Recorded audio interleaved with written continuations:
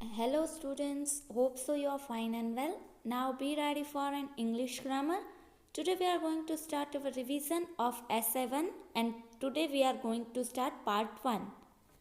First of all we see the question 1 according to our paper pattern and that is MCQs. So now I'll start it, so please listen it carefully. First is which is not masculine gender from the following options. अब आप masculine gender, feminine gender, common gender और neuter वो जानते हैं, तो अब इस option में से कौन सा मस्कुलाइन जेंडर नहीं है वो हमें देखना है. फादर, अंकल, मैडम या नेप्यू. तो यहाँ पर मैडम है वो फेमिनाइन जेंडर है तो वो मस्कुलाइन नहीं है. So the answer is C, madam. अब यहाँ पर मैंने ABC क्यों लिखा है? क्योंकि क्वेश्चन सेम है, सिर्फ ऑप्शन ही डिफरेंट है, तो आपको बार बार क्वेश्चन ना लिखना पड़े. तो यहाँ पर आप B करके फिर ऑप्शन और फिर आंसर इस तरह लिख सकते हैं. We will see second question में से कौन सा मस्कुलाइन जेंडर नहीं है. So the options is man, sister, boy या डॉग. तो यहाँ पर मस्कुलाइन जेंडर कौन सा नहीं है? सिस्टर, क्योंकि वो फेमिनाइन जेंडर है. So the answer is B, sister. And last is priestess, sir, Lord और हॉर्स. तो उसमें से प्रिस्टेस है वो फेमिनाइन जेंडर है, so the answer is A. बाकी जो सारे ऑप्शन है वो मस्कुलाइन जेंडर है. Next is what is common gender. अब कॉमन जेंडर किसे कहते हैं? हमारी जो ग्रामर की बुक है उसमें एक्सप्लेनेशन से पहले एक्सरसाइज के पहले एक्सप्लेनेशन होती है, वो भी आपको याद रख लेनी है क्योंकि उसके अकॉर्डिंग भी बहुत सारे क्वेश्चंस आ सकते हैं. तो what is common gender? A is names of male persons और animals, names of female persons और animals, names of both male and female persons, names of inanimate things. तो अब यहाँ से हमें क्या करना है? कॉमन जेंडर की जो शॉर्ट डेफिनेशन है वो क्या है वो हमें आंसर में लिखना है. तो यहाँ पर क्या आएगा? C, names of both female and male persons. तो the answer is C. Question 3 उसका A. अब यहाँ पर फिर ABC है, यानी आप समझ गए कि क्वेश्चन सेम है, सिर्फ ऑप्शंस है वो ही चेंज होंगे. Which is not feminine gender from the following options. अब हमें यहाँ पर क्या आइडेंटिफाई करना है कि कौन सा फेमिनाइन जेंडर नहीं है. जो नहीं है वो हमारा आंसर होगा. तो यहाँ पर है विच, हंट्रेस, स्टैग और गर्ल. तो उसमें से जो स्टैग है वो मस्कुलाइन जेंडर है, so the answer is stag. B is queen, hostess, niece और सन. तो यहाँ से फेमिनाइन जेंडर कौन सा नहीं है? सन, क्योंकि वो मस्कुलाइन जेंडर है, so the answer is D, sun.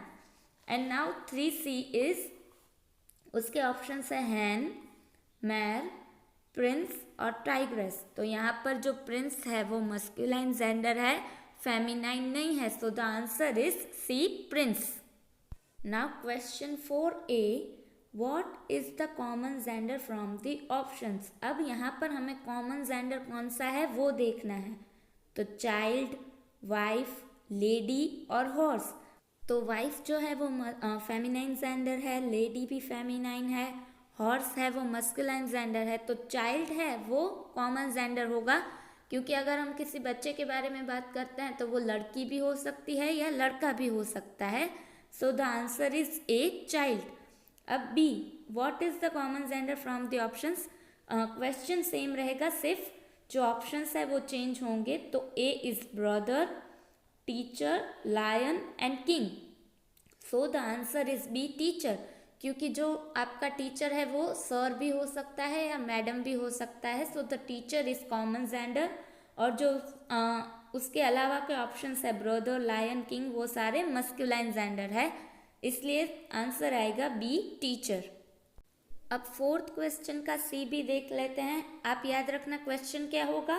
What is the common gender from the options.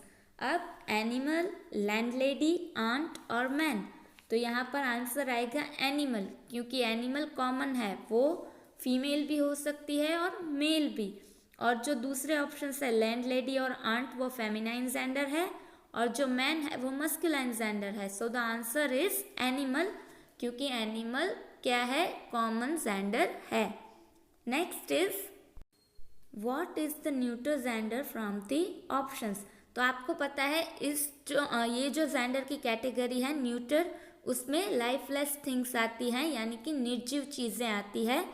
तो यहाँ पर लेडी, पीपल, बिच और टेबल। तो आपको पता है इसमें से न्यूट्रल जेंडर कौन सा होगा, D, table. So the answer is table, D.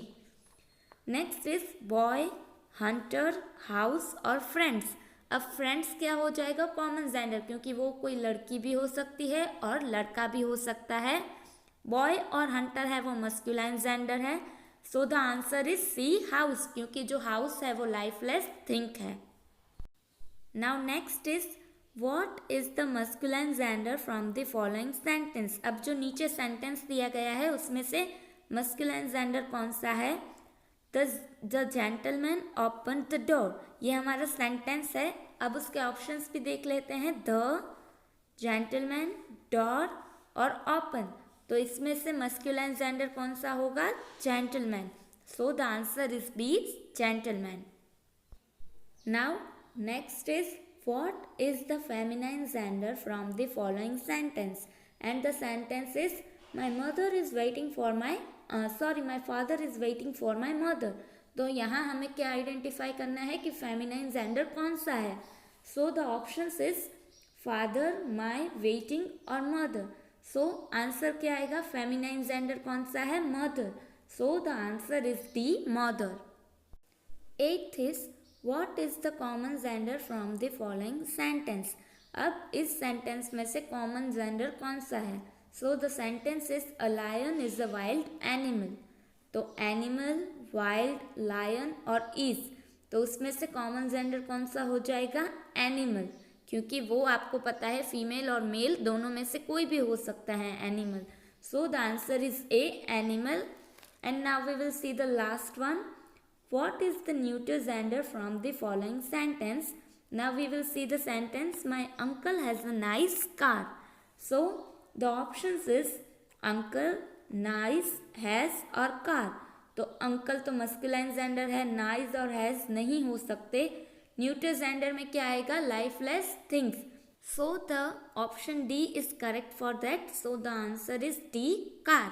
आज हमने जो भी रिवीजन किया है वो आपको हमारी ग्रामर की नोटबुक में लिख लेना है, क्योंकि एग्जाम के लिए वो बहुत इंपॉर्टेंट है। नेक्स्ट वीडियो में मिलेंगे, तब नेक्स्ट क्वेश्चन का रिवीजन देखेंगे। Till then stay happy and stay healthy at home. Good bye.